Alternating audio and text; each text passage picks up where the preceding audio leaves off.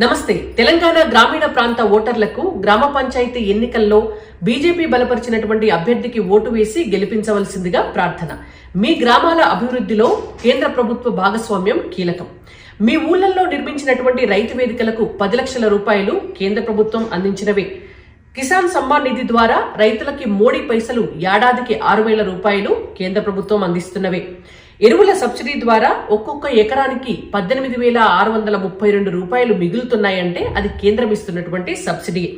మీ ఊళ్ళల్లో కట్టేటటువంటి శ్మశాన వాటికలకు 11,13,700 రూపాయలు కేంద్రం నుంచి వస్తున్నవి.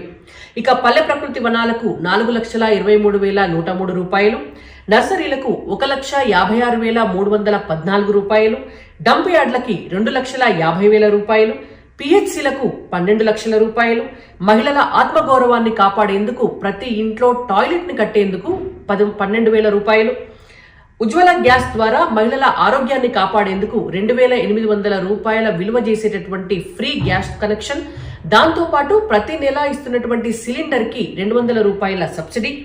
ఇక రేషన్ బియ్యం ద్వారా ప్రతి వ్యక్తికి ఏడాదికి 8,000 రూపాయల విలువ చేసేటటువంటి ఆహార ధాన్యాల అందజేత, గ్రామీణ సడక్ యోజన నిధుల ద్వారా గ్రామాల్లో రోడ్లు, అలాగే ఐమాస్ లైట్లు, గ్రామ పంచాయతీ మెయింటెనెన్స్ కొరకు ఫైనాన్స్ కమిషన్ నిధులు, దాంతోపాటు ఉపాధి హామీ పథకం ద్వారా పేదలకు పని కల్పన, ఇవన్నీ కూడా చేస్తున్నటువంటిది కేంద్ర ప్రభుత్వమే.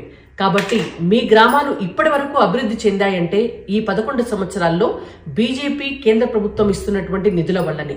ఇక ముందు అభివృద్ధి చెందాలంటే కూడా బీజేపీ బలపరిచినటువంటి అభ్యర్థులకు ఓటు వేసి గెలిపిస్తే అది మరింత సాధ్యమవుతుంది. జై తెలంగాణ. భారత్ మాతాకి జై.